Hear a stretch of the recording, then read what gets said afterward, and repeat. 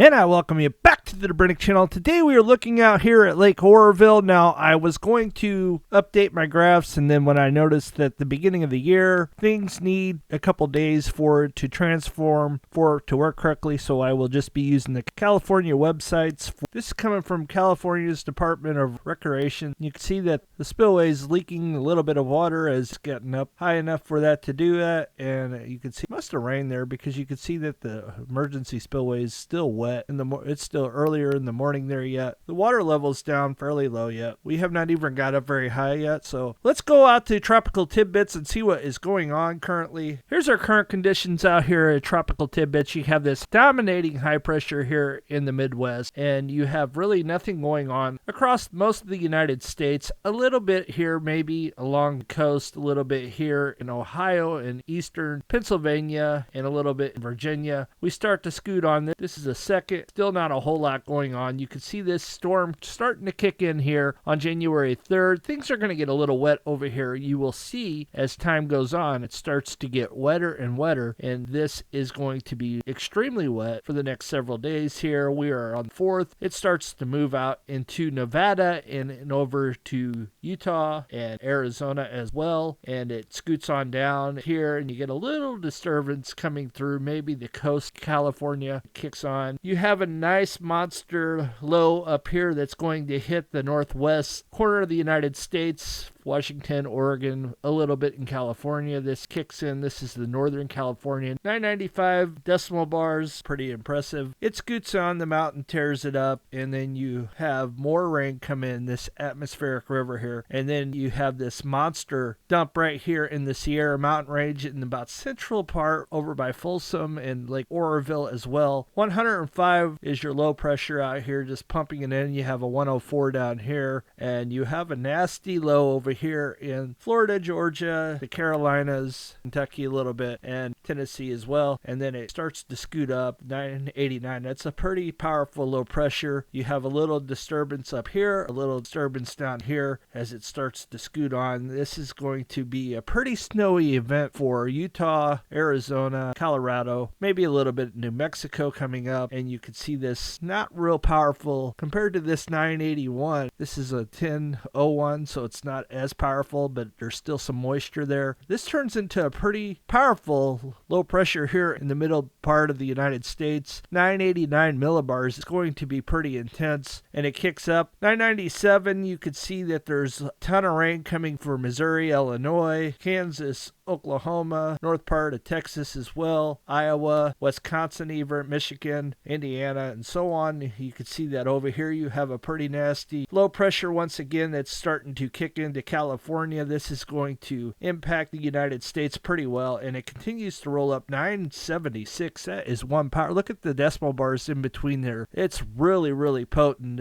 This is a typical winter storm, and this thing is massive. It drew moisture in from the Pacific, the Gulf of Mexico, and now it's drawing moisture in from the Atlantic Ocean. This is just an incredible storm. It really had all three oceans involved. We scoot back, you could see that this kicks in from the Pacific, comes across Mexico, starts gathering moisture from the Gulf of Mexico, and it keeps on kicking, and then next thing you know, now it's kicking in moisture from the Atlantic. So that's just one powerful storm. 982, you can see up here, it's just going to, this is about January 10th, so we're still quite a long ways out from this, so this could definitely change January 9th, it says at 6 p.m. And then it starts to scoot out. 980 millibars, just insane. 976, that's powerful. Then it starts to weaken some. California is getting wet over here. You have 106 millibars, nothing like this 988 up there. You can see that low starts to weaken. More precipitation coming into California as well. 106 millibars down here. Another snowstorm for the south, which is good news. They're definitely low on the snow, and then that starts to kick away, and then not nearly as potent of a storm as last time. This continues to scoot on. 104 here, we are scooting in, and then another storm kicking in to the west. Now you can see that these west coast storms just are not very intense like they get in the Midwest. You can see that there is a nice swath of snow coming in here, possibly on the 17th of January. This is very long range. It's really hard to say. And that's all we have here. Let's roll out to windy.com and see what these numbers might be for rain and then snow beyond that. So this is what the GFS is looking for. We're going to start off with new snow, and you can see that they got the snow way up here. See, this is how much these models change. Earlier today, they were saying that Illinois was going to get about 14 inches, and now it's saying 0.3. So these things will fluctuate as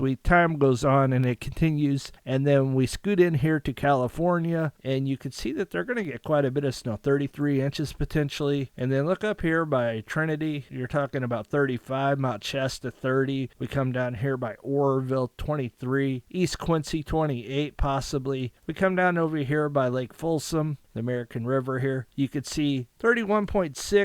We come over here by Bear Valley, possibly 33 inches, possibly. We come down here to my friends in Bakersfield, and you could see 2.1 inches, and then 20 inches up here. We come up here to Mammoth Lakes, 12.1, Yosemite Valley, 25, Groveland, 16.2, and then let's look at the rain, precipitation. You can see quite a bit of rain, 3.4. Look out here on the coast. Crescent City up here, almost 5 inches. Eureka, another 4.52. We come over here to Shasta, 2.9. Up here by Oroville, 2.6. Typical for January. You know, it's pretty wet. This is the time of the year that California really gets drenched, especially the northern part. So that is what's going on there. Let's check out the European model. You can see they're pretty much in agreement. So we'll see what happens ultimately. We'll see if the snow changed for, the snows. They got the snow more this way. The GFS has it more up this way for that storm, and then everything else pretty well looks about the same. Time will tell on that, and we are going to go out to the water levels next. We're starting off at Trinity. Once again, I apologize for the graphs, but it's going to take a couple days for these graphs to update because the way I got them set up, they have to have a couple days in for them to work correctly. Right now, we're just at day 1, and they're just not working the way they should, so we will get back to that. I promise you that. You can see that the current water level at Lake Trinity is 2,284.81 feet, and that was at 10 a.m. They don't have the 11 o'clock numbers in yet. Storage acre feet at 9 a.m. were 1,290.157. Your inflows are currently 2,349, and lately they have not had the outflows, so it still says 0, so we'll see what's going on there. And that's what's going on at Lake Trinity for this point in time. Let's roll out to Lake Shasta next. As we roll out to Lake Shasta, you can see that the current water level is 1,012.72, and that was at 10 a.m. And at 9 a.m., the storage acre feet was 3,114.438 feet. Your outflows are 4,058. Your inflows are 1,250. Now, last hour they were at 9,930, so this fluctuates quite a bit. So inflows come in, inflows slow down, outflows stay about consistent, 3,000 or 4,000, somewhere in that range. And now down to Lake Oroville next. As we roll out to Lake Oroville, you can see that the water level's 818.42 feet, and that was January 1st, 2024 at 11 a.m. Storage acre feet's 2,406,532. Your outflows are currently 4,677. Your inflows are 4,590, and so far you have received about 6 inches of rain so far this water year, so that's what we got going on at Lake Oroville at this current point in time. And we are going to go out to Lake Folsom.